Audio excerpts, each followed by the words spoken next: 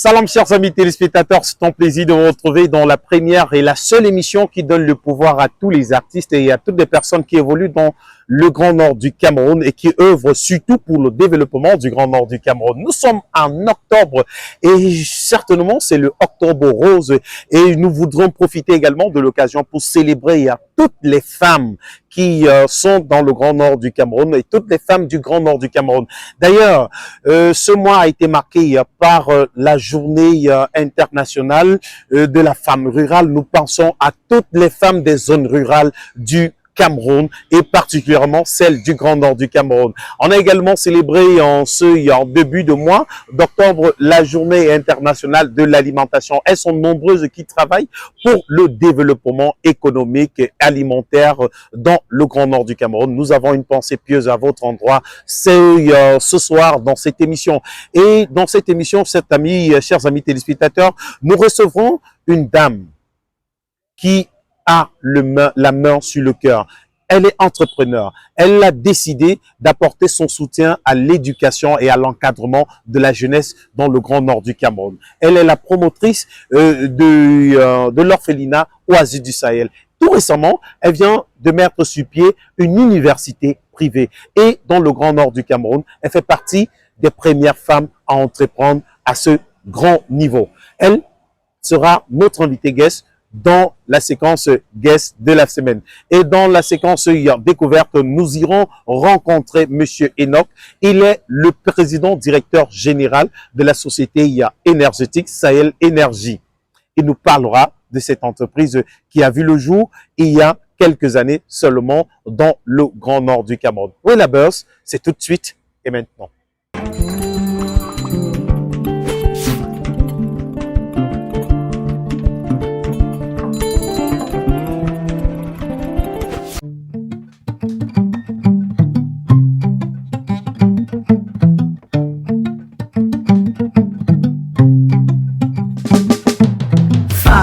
Son sourire peut suffire pour bâtir tout un empire, mais son soupir peut également suffire pour tout détruire.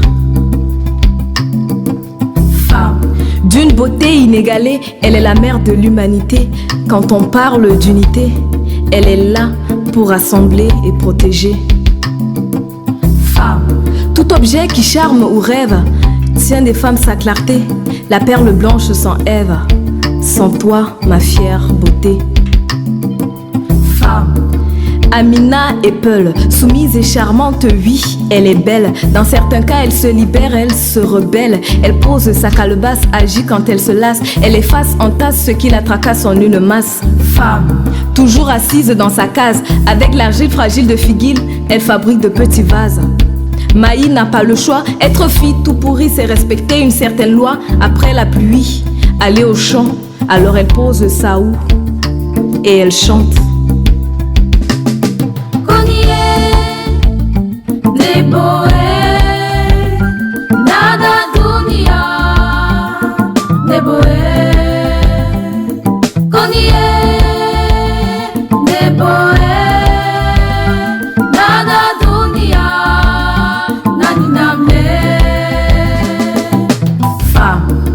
Résignée au silence, elle accepte sa sentence, sa douce souffrance, met de côté toutes les nuances et doléances en elle. Elle a perdu confiance. Femme, il lui faut retrouver son aisance et sa si belle élégance, redorer son visage, mener une vie sage pour embellir son image. Femme, beoinimo dadasari. Odo harna hako mako nder sikari. O nami gauri mako do tapari. O jabataya ware, o watafa sikari.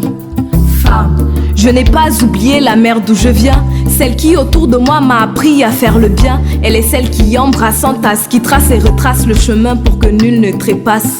Femme, La déesse du temps qui sourit au printemps et qui de temps en temps tente de tendre sa tendre main pour s'accorder à l'ère du temps présent. Pourtant, qu'elle soit Pauline, Sandrine, Evelyne, Aïssatou, Nafissatou ou Fadimatou, elle reste le repère de l'univers, le mystère que la vie veut découvrir par tous ses hémisphères.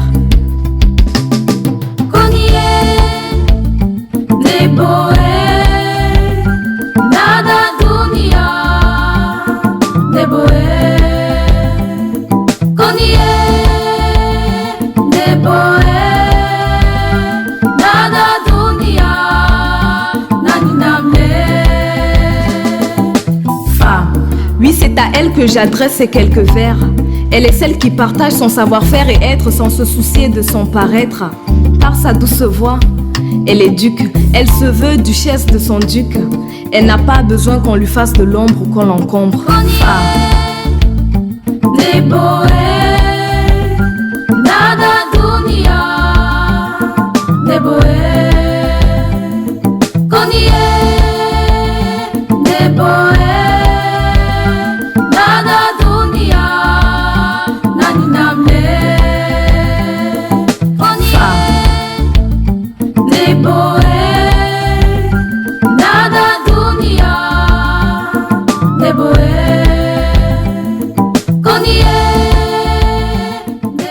Pour rendre hommage à toute cette femme-là du Grand Nord du Cameroun et à ces femmes du Cameroun qui œuvrent pour le développement économique dans notre cher et beau pays. Elba, à travers cette chanson, nous a permis de vous rendre hommage, chères dames. Beaucoup de courage et merci de nous supporter. Merci de supporter nos caprices.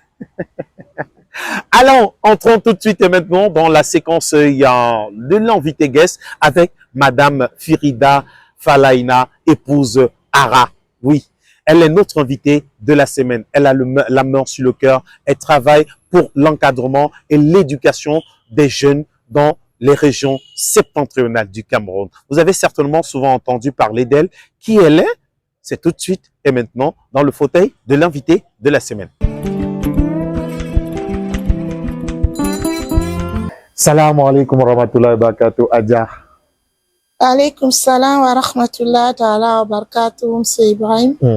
Vous allez bien? Ça va, alhamdulillah. C'est vrai qu'on a programmé cette émission depuis, hein, finalement. Ce n'est qu'aujourd'hui que nous pouvons la réaliser, l'émission sur STV, bien sûr. Bienvenue à Garoua. Merci bien, Monsieur Ibrahim. Alors, Madame Firida, Adja, Madame Ara, c'est comme ça qu'on vous appelle.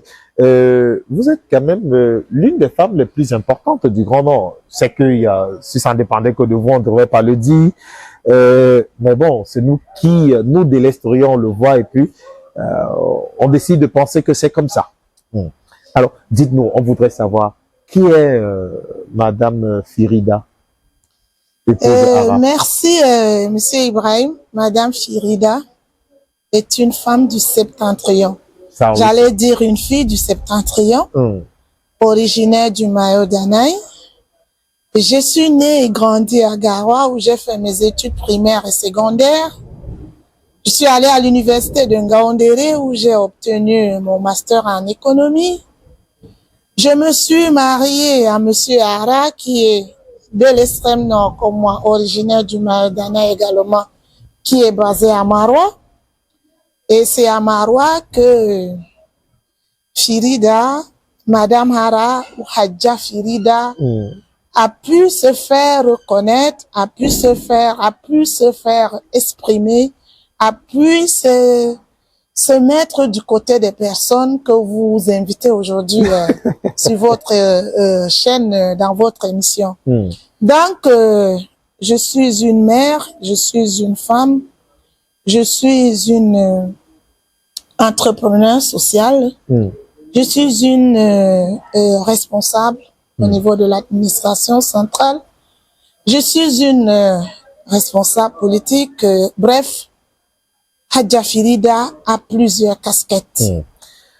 Hadja Firida, je vous le dis, hein, c'est mieux de le dire tout de suite. On n'a pas de mouchoir ici parce qu'on vous connaît très émotive, parce que ce qu'on va aborder là va toucher votre sensibilité puisque vous êtes très sensible et surtout sensible à la formation des jeunes, à l'éducation des jeunes et à l'encadrement de la jeunesse. Alors, d'où vous vient cette motivation, cet amour pour les jeunes? Je le dis en fait parce que vous êtes promotrice d'un centre de formation, le CFP Murose. Vous avez également un orphelinat, l'orphelinat Oasis du Sahel, et vous venez de créer une université qui a vu le jour il y a peu seulement. Alors, qu'est-ce qui vous motive à faire tout ceci? En fait, les motivations sont diverses. Il y a d'abord des motivations personnelles. Je l'ai souvent dit, je suis issue d'une famille assez modeste. Et vous savez, avec le phénomène des enfants de la rue, le phénomène de prise de substances psychotropes, il y a eu tellement de choses qui ont essayé d'amener mes petits frères à se retrouver dans la rue un temps. Et en tant que grande sœur, j'avais la lourde responsabilité de pouvoir aider ces enfants à sortir de la rue. Parce que, vous savez, la mauvaise compagnie, les enfants avec qui ils mangent, et ainsi de suite, a fait en sorte que ces enfants qui se sont retrouvés dans la rue, où je me suis investie personnellement à pouvoir sortir ces enfants de la rue. Ça, c'est une des premières causes et une des premières motivations, parce que je me suis dit, si j'ai réussi à sortir mes petits frères dans la rue et à les insérer, je pourrais être utile pour d'autres enfants. Ça, c'était un pan. Le deuxième pan, c'est l'amour des enfants, la générosité de mes parents, parce que nous avons grandi avec les enfants des autres, si je peux le dire ainsi. Tous les enfants des quartiers du village finissaient souvent chez ma mère à cause de son instinct maternel, de sa générosité. On s'est donc retrouvé à partager nos plats depuis tout petit avec d'autres enfants. Et c'est cet amour que nous avons eu dans notre éducation qui nous a conduit à vouloir chaque fois que nous rencontrons des enfants, à vouloir les accompagner, à vouloir leur accorder une attention particulière, à vouloir les venir en aide dans la mesure du possible. Pour demander de l'aide, il faut d'abord avoir une fondation. Donc, nous nous sommes mis avec des personnes qui avaient la même initiative, la même idée, la même façon de voir les choses pour les enfants les plus démunis, les plus vulnérables. On s'est mis en association. On s'est dit que on est dans une partie septentrionale qui est à 60% musulmane, parce que dans l'islam, on a ce qu'on appelle la charité islamique à travers la zakat, à travers les sadakas. On s'est dit qu'on va faire une association et on va essayer de s'approcher des dignitaires musulmans qui vont nous aider, qui avec un sac, qui avec un cahier, qui avec nos ressources propres, on devrait donc accueillir ces enfants. Donc nous avons pensé à construire un orphelinat. Et cet orphelinat nous a donc permis d'accueillir ces enfants. Quand ces enfants sont arrivés, est-ce qu'on devrait encore aller chercher des salles de classe, des cahiers et autres? On a donc essayé de nous rapprocher des bailleurs de fonds, particulièrement des arabophones, puisque notre association s'appelle Islamic Charity Foundation for Education and Social Welfare. Nous nous sommes dit que voilà, il y a des pays, il y a même d'abord l'Organisation de la coopération islamique qui a tout un fonds de solidarité islamique. Pourquoi ne pas voir de ce côté-là si on peut avoir quelque chose? Donc, nous avons envoyé une main tendue et nous avons réussi à débloquer un peu d'argent des industriels, c'est-à-dire des gens qui veulent donner de la charité aux pays pauvres. Cela nous a permis de construire un bâtiment, de 4 salles de classe, et c'est comme ça que nous avons commencé depuis 2018, parce que c'est l'année de création de notre association.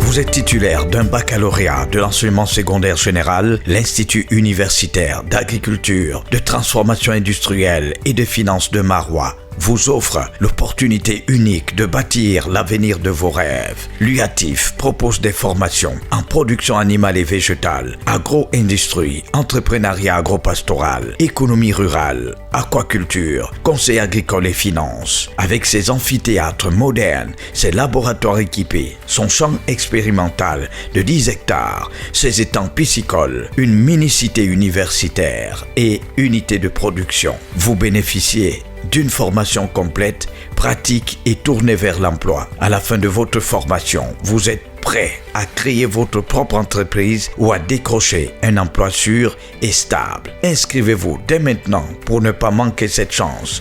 Pour plus d'informations, 671 31 13 93 699 70 53 59. Voici notre WhatsApp 691 03 57 53. L'Institut universitaire d'agriculture, de transformation industrielle et des finances de Marois est situé à Diagalaï, à côté du stade de Sahel FC, à l'UATIF Marois. On vous forme et vous apprend à gagner de l'argent.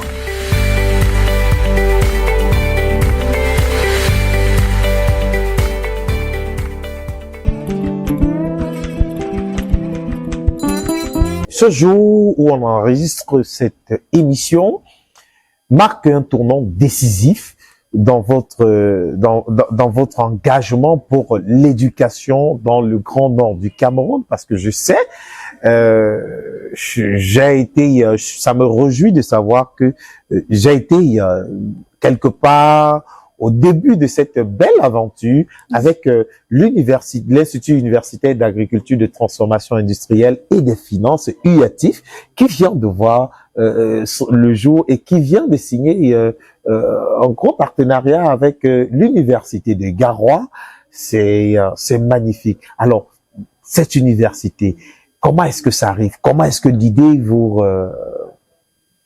Merci, Monsieur Ibrahim. Je suis également toute contente aujourd'hui. Je suis contente parce que, vous venez de le dire, je venais de signer ma convention d'accord cadre et la convention spécifique avec l'Université de Garoua et son école de sciences économiques et commerciales. Et nous avons, dans le cadre de notre engagement, continué avec la promotion ou la création, parce que l'un des objectifs majeurs de notre association, c'est de faire la promotion universitaire également. Dans la promotion de l'éducation, il y a l'éducation primaire, il y a l'éducation secondaire, il y a l'éducation universitaire. Et vous savez, quand on encadre les jeunes, on essaye d'avoir beaucoup des activités génératrices de revenus. Oui. Une ferme agro-pastorale avait été initiée pour aider ces enfants à créer des activités, mais aussi à pouvoir cultiver les céréales et pour leur alimentation. Parce que on ne peut pas héberger ou bien abriter au sein de notre orphelinat plus de 57 enfants et avoir la main tendue aux âmes de bonne volonté de manière récurrente. Il fallait que nous pensions à faire quelque chose. Nous avons créé donc une ferme agro-pastorale et dans cette ferme, nous faisons des cultures, des céréales, nous élevons des petits ruminants, nous produisons du lait, nous cultivons beaucoup de céréales. Une partie de cette production est destinée à l'alimentation de nos pensionnaires et une autre partie était destinée à la vente pour payer les encadreurs. Du coup, en 2023, avec le concept de l'université entreprise. Et comme nous savons que parmi nos enfants, parce que nous avons des enfants qui font un cursus normal, parce que nous avons des tout petits, des bébés qui ont commencé dès la maternelle et qui, à coup sûr, lorsqu'ils vont avoir un bon parcours, arriveront au niveau de l'enseignement supérieur. Nous nous sommes dit, voilà un nouveau concept, l'université entreprise. Nous avons des hectares de terre, nous avons la production que nous menons.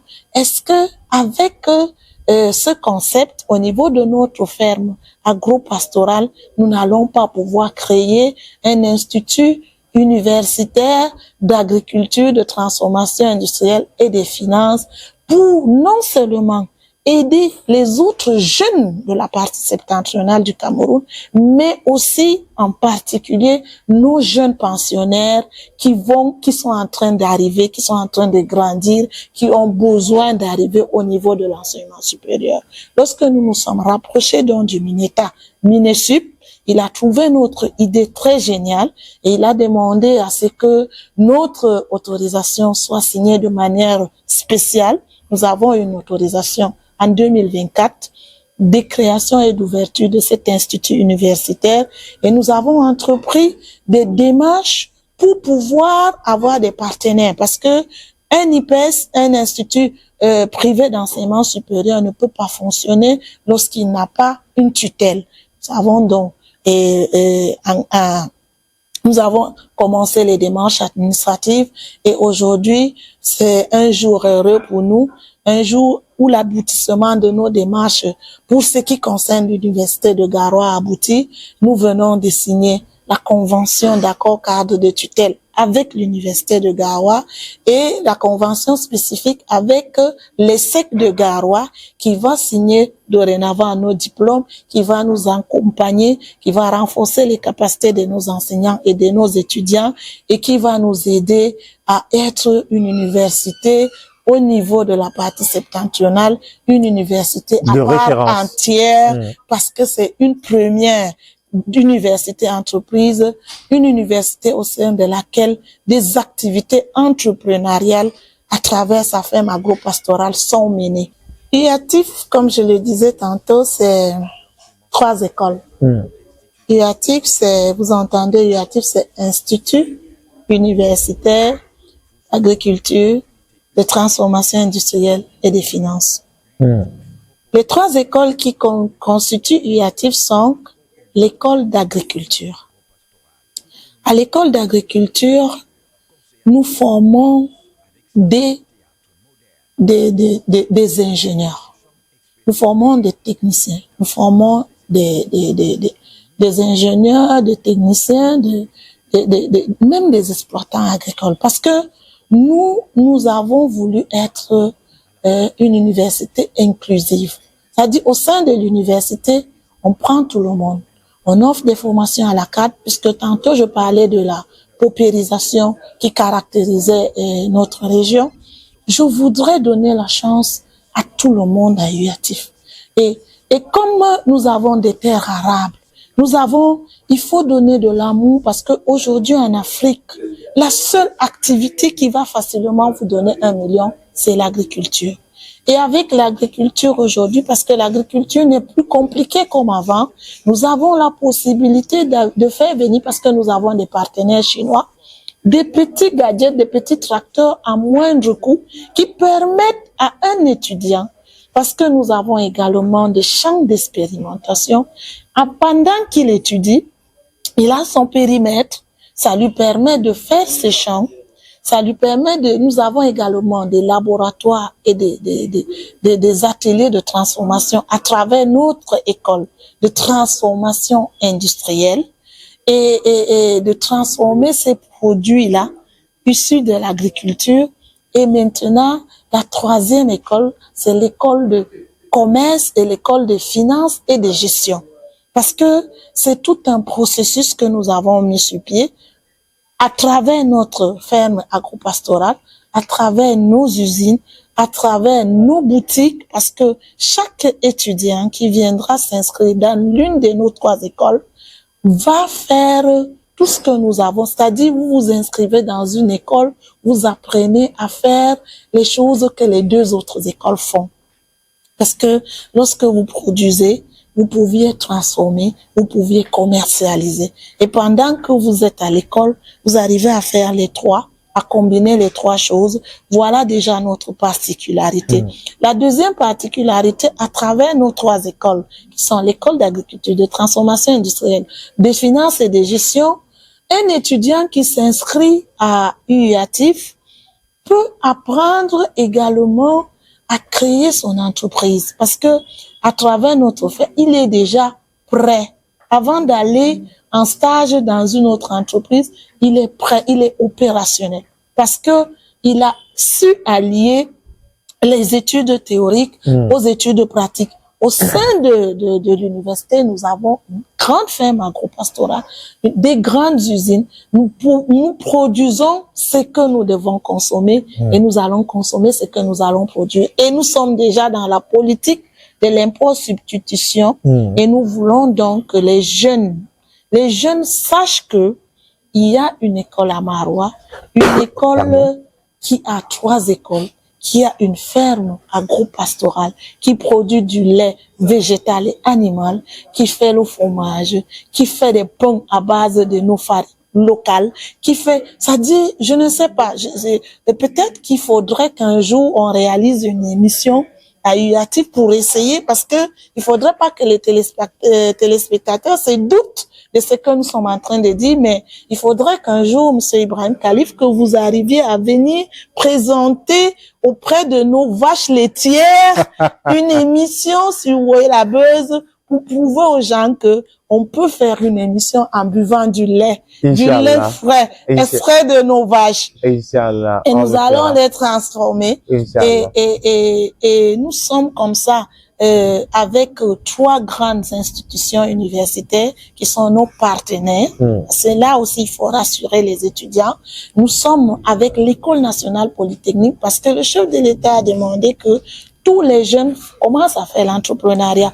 Former un ingénieur, c'est beaucoup d'argent. Oui. Les universités d'État subventionnent cette formation. Oui. C'est pour ça que les concours ne peuvent pas prendre tout le monde. Nous, à UATIF, nous avons la possibilité de former même 1000 étudiants qui sont prêts à créer leur richesse, à créer l'emploi, à créer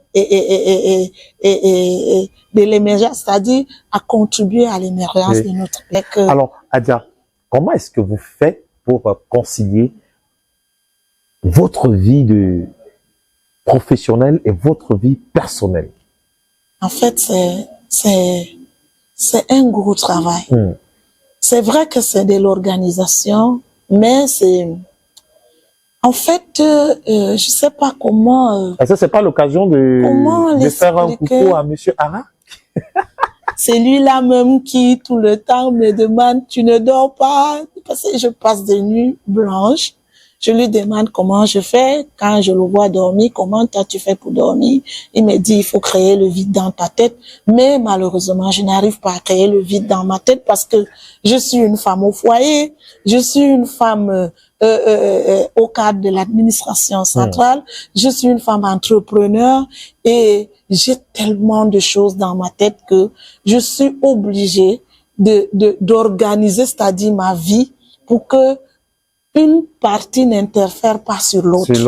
Et c'est pourquoi je travaille beaucoup avec des jeunes. Je travaille avec beaucoup de personnes qui me soutiennent et qui m'aident au quotidien parce que toute seule, je ne pourrais pas arriver à faire tout ce que je fais. Ce que je voudrais qu'on fasse maintenant, dites à ces jeunes femmes qui nous regardent que c'est possible aujourd'hui de faire tout ça, de concilier sa vie professionnelle, sa vie de famille et tout ça en un et pouvoir rester debout. C'est possible. C'est possible. Vous êtes un exemple. Je suis un exemple. Je me suis mariée juste après le bac. J'ai continué mes études en faisant mes enfants. J'ai fait mes concours. J'ai réussi à mon concours. J'ai fait mon travail. Et en faisant mon travail, et je faisais également mon côté social, parce que l'entrepreneuriat, il y a un entrepreneuriat social, il y a un entrepreneuriat à but lucratif également, parce que les deux vont de pair. Tu ne peux pas prétendre faire du social sans toutefois chercher à créer des revenus pour encadrer ce côté social-là. Et je suis une femme au foyer, j'ai éduqué mes enfants. Ma dernière, elle fait terminale aujourd'hui. Et je cuisine pour mon époux, parce que moi, quand je rentre, c'est moi qui prépare pour mon mari. Et après, Quand il a fini de manger, je débarrasse et je me mets à travailler. Donc, cela est possible. Cela est possible. En fait, c'est pour répondre à ces filles, puisqu'il y a un nouveau concept, femme forte, indépendante et un truc comme ça. Non, et puis, elles se disent qu'il y a plus de place pour... Non, je suis là pour conseiller. J'essaie de conseiller. Il n'y a aucune femme forte et indépendante sans un homme à ses côtés. Donc, on peut être forte parce que on a quelqu'un derrière soi. Ne dit-on pas que derrière une grande femme se cache un grand monsieur et derrière un grand homme se cache une grande femme. Alors, merci. Un dernier mot, si vous le souhaitez bien. Je crois que j'ai déjà tout dit. Et tout ce que je veux dire aux téléspectateurs, de visiter nos pages Facebook, de nous envoyer plein d'étudiants. Nous sommes là pour former les jeunes à devenir des employeurs. Je n'attendais pas moi. Merci d'avoir accepté cet entretien et bon retour sur Yaoundé. C'est moi qui vous remercie. Je vais rentrer vaquer à mes obligations professionnelles. Beaucoup de courage. Merci.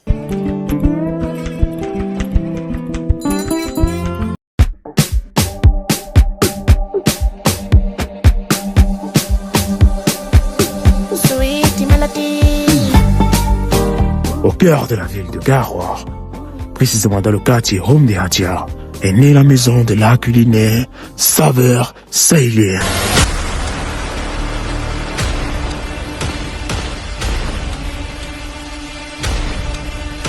Si vous êtes un amoureux de la cuisine sahélienne avec des plats sens unique, vous êtes au meilleur endroit. Ici, nous n'avons qu'un seul boss, le client.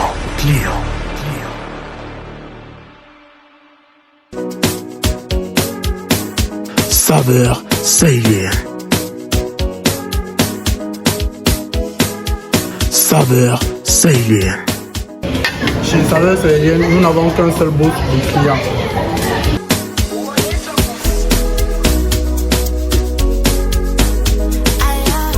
Saveur sahélienne.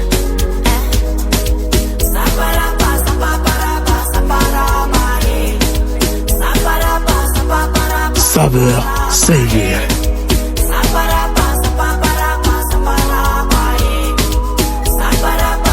Saveur sahélienne.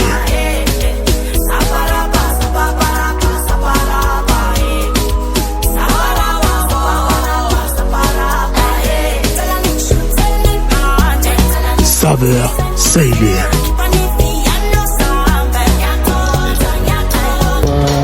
L'établissement Sahel, Saveur sahélienne, ça fait très bon vivre ici. Nous sommes toujours contents d'être ici. Et en plus, Saveur sahélienne. Saveur sahélienne.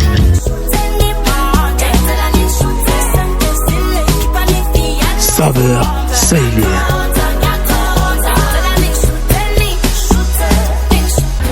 Une seule maison, saveur sahélienne.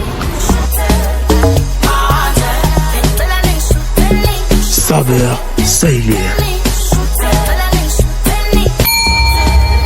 Saveur sahélienne, la maison de l'art culinaire.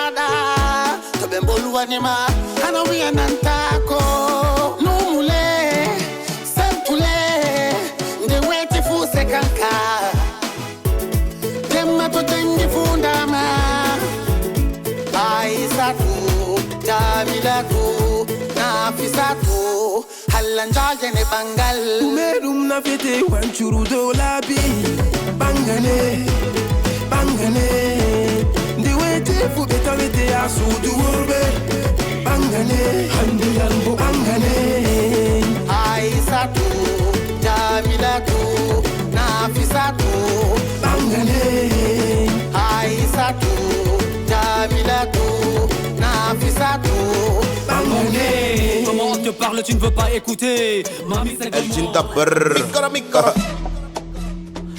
Aksang nordeste Mobe jale ro hapichi Buyaka Tomi sunima Yafu Yafu Tomi billanima Yafu Yafu Tomi nasti vima Yafu Yafu Tomi Yafu Yafu Yafu Nanu bodum hamiye chama Mi wari haddo na dalilama Ngaman mido semtama usemi tatate fumilakama Nebi mido larama Sunoma patse mi jabama Fakbi mido endama anbo Aidi semi lautama Je suis bien éduqué Pour toi je vais pas déraper Je suis engagé Ngaman je vais pas me décourager Je rappe depuis que t'es pas né À la duty n'emballé Mido nyadi nyadi Me fondi beta wido hadi hadi aïe Je m'en fous de toi, je m'en fous de lui, je m'en fous de vous tous.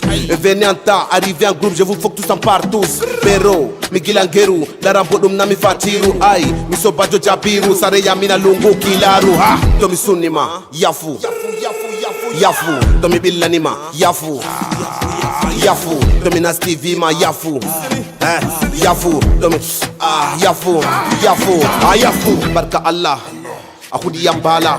Pero barka da sallah min kam guwan budu je talla mo wani am fu ya dara nyukam to mi do tokka madala hey mere jo mere nyamo mere leki masanda ga chere o bange mi sere sanchu mi more la rumo mawnu go hore inspiration bana kinna ci gondo jodi ya dawdi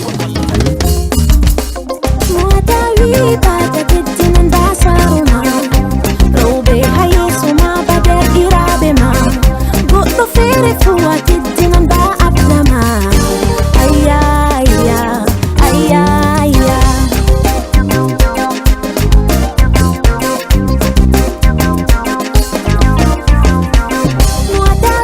Pada titin and baba ma Orbe hayesu ma bader ira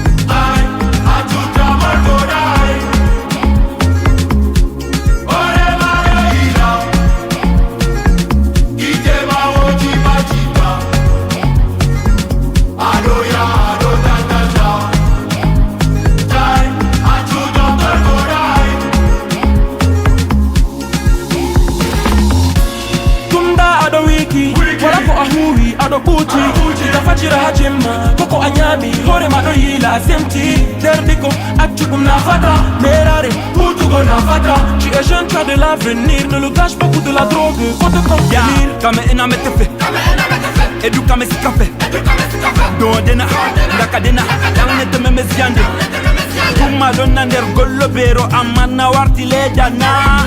Toulouse la tête dans les nuages, Anna warti mbalana. Umudaru awawai derjude masuk burdai min mi walwi ya famai dunia TV ya larai indema wani bi waine be wiata azamtin hore mara bele yol mara idema wani majita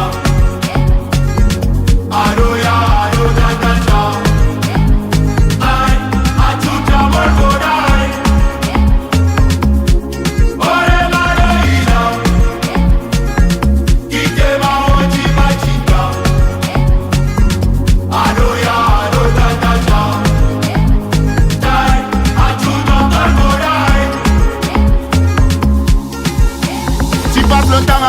Dans le quad, chaque outil est peinté. Les rouges, on dirait le piment, mon petit. Pourquoi tu veux nous souiller? Faut arrêter ça, dis donc c'est quoi ça? La mort te guette, péricale, ça. La famille compte sur toi, il faut arrêter ça.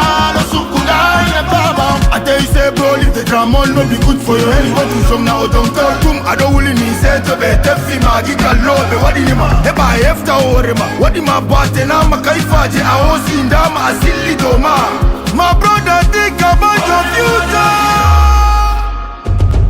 Kitema oji bachita. Adoya ado da da. Ay, achuta malvodai.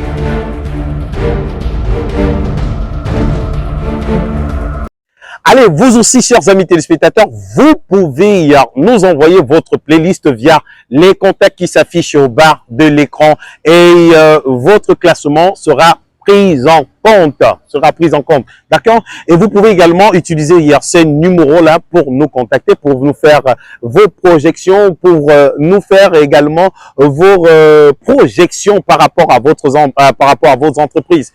Pour tous ceux qui voudraient bien communiquer dans cette émission, nous sommes ouverts à vous, chers amis téléspectateurs. Allez, la suite dans cette émission, c'est bien sûr avec une autre belle page découverte où nous avons rencontré Monsieur Enoch, qui est le PDG de l'entreprise solaire Sahel Énergie, qui a pour but d'électrifier de manière naturelle les régions septentrionales du Cameroun. Qui il est, comment est-ce qu'il travaille, qu'est-ce qu'il a prévu pour vous, pour tous ceux-là qui vivent dans les régions du septentrion et même au-delà, pourquoi pas. Monsieur Enoch est dans notre page découverte.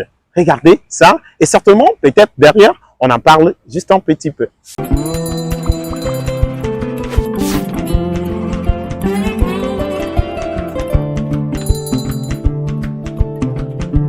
Je suis Enoch Louakban, directeur de Sahel Énergie. Je suis en outre ingénieur dans le domaine des énergies renouvelables, particulièrement le solaire, photovoltaïque et le thermique. Donc, je suis directeur de cette entreprise-là depuis sa création. Je suis le promoteur et depuis 2017, nous travaillons dans l'électrification rurale. Nous rendons autonomes les ménages dans la zone sahélienne, Cameroun et jusqu'à Douala aussi, nous travaillons un peu partout. Nous faisons plus dans l'autonomie énergétique des ménages et nous rendons aussi autonomes les centres de santé de Brousse éloigné du secteur réseau électrique public. Voilà. Le Nord Cameroun a un très grand potentiel dans le domaine des énergies renouvelables. Oui. Le solaire, la biomasse, l'éolien, hein, vraiment dans le domaine du solaire photovoltaïque par exemple, l'Agence internationale des énergies, le Nord reçoit autour de 2500 kilowatts heure par mètre carré par an d'ensoleillement, d'irradiation du soleil qui s'abat sur la surface de la Terre par mètre carré. Cette énergie est considérable et peut, étant exploitée, peut venir résoudre des problèmes d'addition en électricité dans nos zones rurales. En réalité, l'extrême nord et le nord ont un même potentiel énergétique dans le domaine énergie renouvelable. En réalité, c'est ça. Oui. L'ensoleillement de l'extrême nord et du nord, il n'y a pas une grande différence en termes d'irradiation solaire journalière dans ces deux régions-là. Vraiment, l'irradiation journalière est énorme et une fois exploitée, les habitants de cette, cette partie-là du Cameroun peuvent devenir autonomes en matière d'énergie, hein, peuvent produire l'énergie qu'ils souhaitent exploiter, on peut produire leur exploitation. Et ça devient très intéressant. Chez nous, Sahel Énergie, nous avons un principe. Quand nous allons vers le client, ou quand le client vient vers nous, il doit nous lister ses besoins. Nous demandons ses besoins énergétiques. Tout ce qu'il souhaite alimenter avec le solaire photovoltaïque, une fois installé chez lui, c'est qu'il souhaiterait bien alimenter avec l'installation du solaire. Il va nous faire une petite liste des équipements qu'il souhaite alimenter et nous produisons un devis qui va avec ses besoins. Et une fois que l'entente est arrêtée, que le devis est arrêté, et nous dépêchons les techniciens avec le matériel et nous posons l'installation chez le client. Et je veux dire par là, tout va du besoin du client. Et le client nous liste ses récepteurs électriques, tout ce qu'il souhaite mettre sur l'énergie solaire. Et puis un devis est produit. Une fois que le devis est produit, et le matériel est cheminé chez le client et nous posons le matériel, le client devient autonome et c'est tout.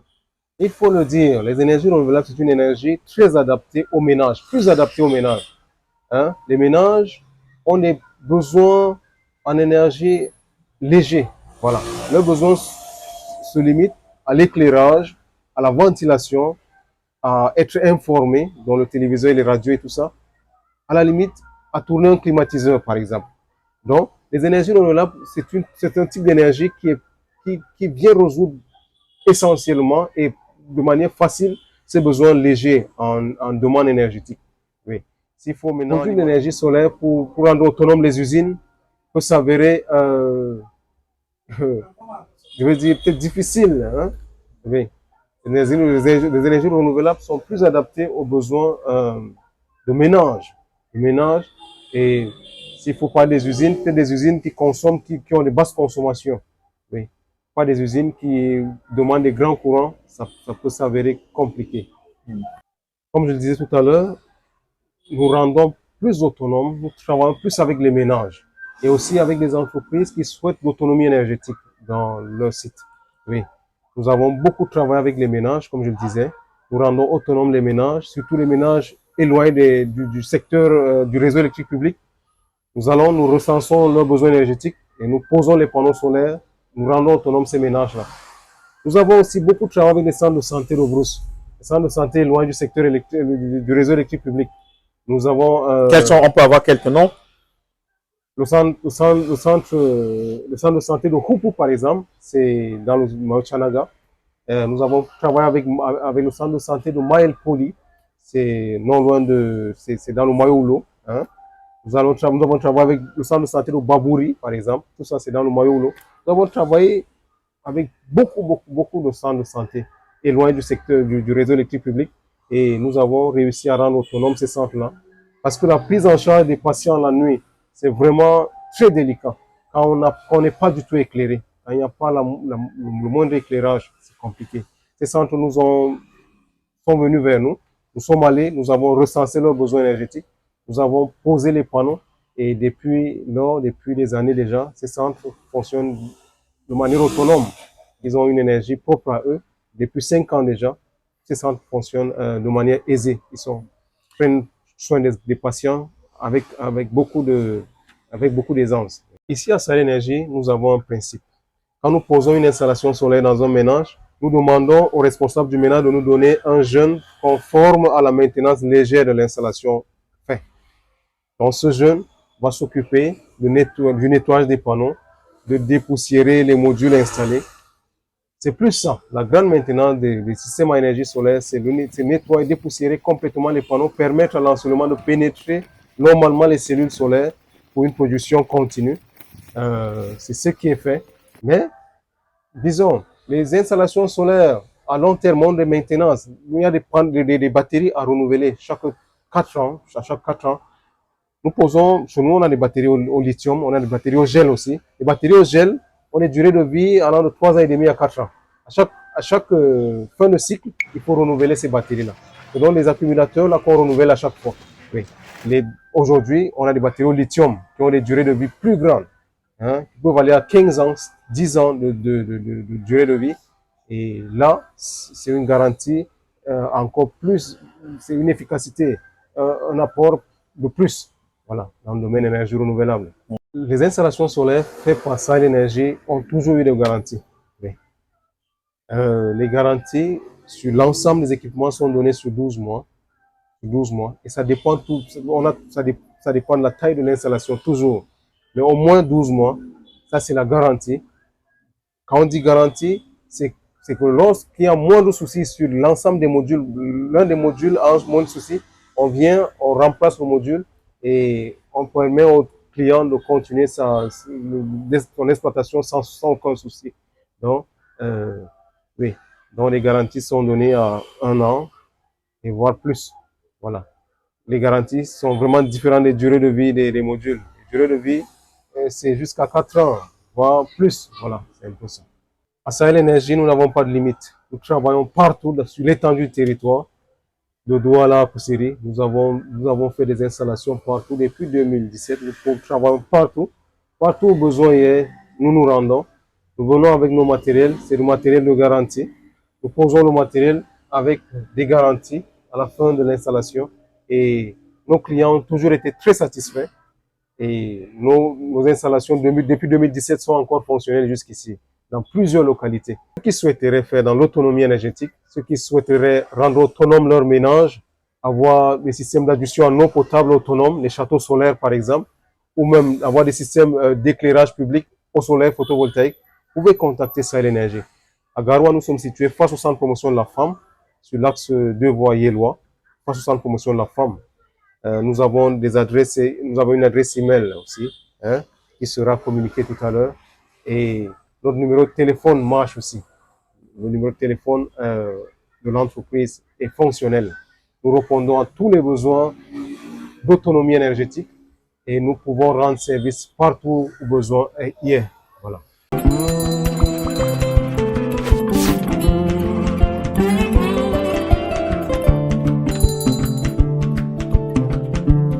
Merci, chers amis téléspectateurs, de nous avoir regardé. C'est un plaisir énorme d'être en votre compagnie chaque week-end sur la télévision. Question de partager avec vous tout ce qu'il y a de bien dans les régions septentrionales du Cameroun. Je vous invite également à aller nous suivre sur notre page Facebook Oui la Bourse. Invitez également des personnes à s'abonner sur cette page-là. D'ailleurs, le lien s'affiche au bas de l'écran. N'hésitez pas également à nous écrire pour nous faire des propositions. Merci à toute la grosse équipe technique qui m'a accompagné pour la présentation et la préparation de cette émission. Merci surtout à nos invités de la semaine. Merci à vous. Passez un excellent week-end et surtout, n'oubliez pas, faites attention à vous. Si vous sortez, sortez couvert. Bonsoir et salam alaikum wa rahmatullahi wa barakatuh. Je vous laisse avec cette très belle chanson.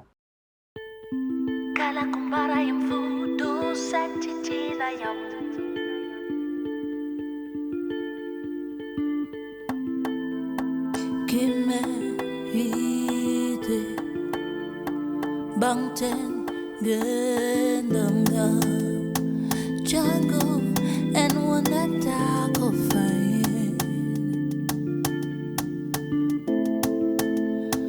Gimme Bangten damga jungle and one a dog of fame.